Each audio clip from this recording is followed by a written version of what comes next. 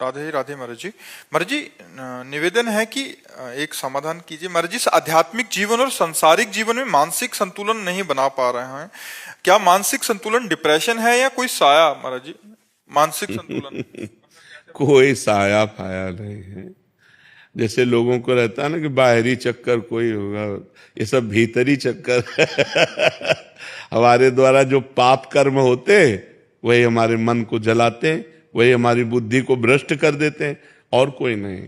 जैसे भूत प्रेत भी आता है ना किसी के दिमाग में, तो पाप कर्म के कारण ही आता है। हमारे पाप कर्म को भुगताने के लिए भूत का आवेश होता है और वो हमें दुख देता है, और जब हमारा पाप कर्म क्षय हो जाता है तो या तो कोई झाड़ने फूकने वाला मिल गया या स्वयं चला जाता है।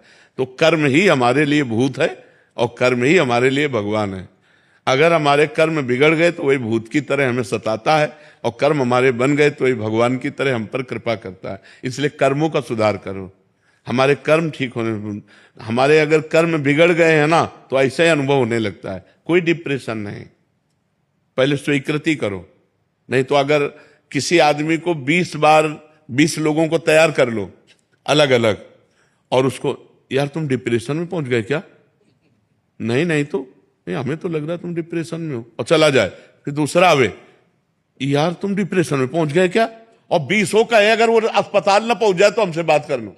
वो अस्पताल जाएगा और चेक करवाएगा कि मैं डिप्रेशन में हूं क्या, क्योंकि 20 लोगों ने कहा है। तो हम पहले कह रहे कि ये स्वीकृति करो कि मैं डिप्रेशन में नहीं हूं, ये स्वीकृति करो कि मेरे ऊपर भूत प्रेत का कोई साया नहीं, स्वीकृति से ही फंस गए हो। मेरे ऊपर भगवान की बड़ी कृपा है, और नाम जप करो, गंदे आचरण मत करो। आज हमारी समाज गंदे आचरणों को पाप मान ही नहीं रही है। बहुत जोर से ये व्यभिचार फैल रहा है। ये जो व्यभिचार दोष है बहुत जोर से फैल रहा, चाहे स्त्री हो चाहे पुरुष हो, सबके दिमाग में एक ही बात नाच रही है, बस भोग भोग भोग संसार। ये पाप महापाप है। पर स्त्री गमन, पर पुरुष गमन, ये महापाप है, और कोई इस पर ध्यान नहीं दे रहा। और फिर कहते हैं डिप्रेशन में जा रहे हैं, परेशान हो रहे। परेशान नहीं होगे तो और क्या होगे? हम खुली बात कह रहे हैं, अपने चरित्र को सुधारो, अपने आचरणों को सुधारो, अपने कर्म को ठीक करो, नाम जप करो। किसी से आशीर्वाद मांगने की जरूरत नहीं। और कोई आशीर्वाद ऐसे फल फूल वाला भले दे दे, ऐसा आशीर्वाद बिना अधिकार के नहीं मिल जाता।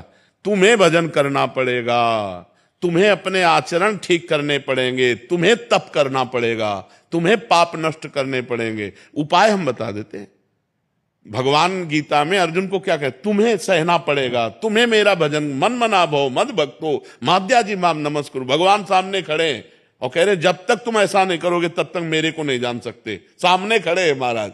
अनन्य चेता सत्यम, मेरा सतत चिंतन करो। अनन्य चिंतयन्तो माम, मेरा अनन्य चिंतन करो। भगवान बार बार कह रहे। तो हम जब भगवान कह रहे हैं तो हम लोग तो भगवान के दास हैं। सदगुरुदेव भगवान बड़ी कृपा, जोरदार है विपक्ष, बहुत जोरदार। हाँ, विपक्ष तो जोरदार क्योंकि हमारे स्वामी का ही है, किसी और का है क्या?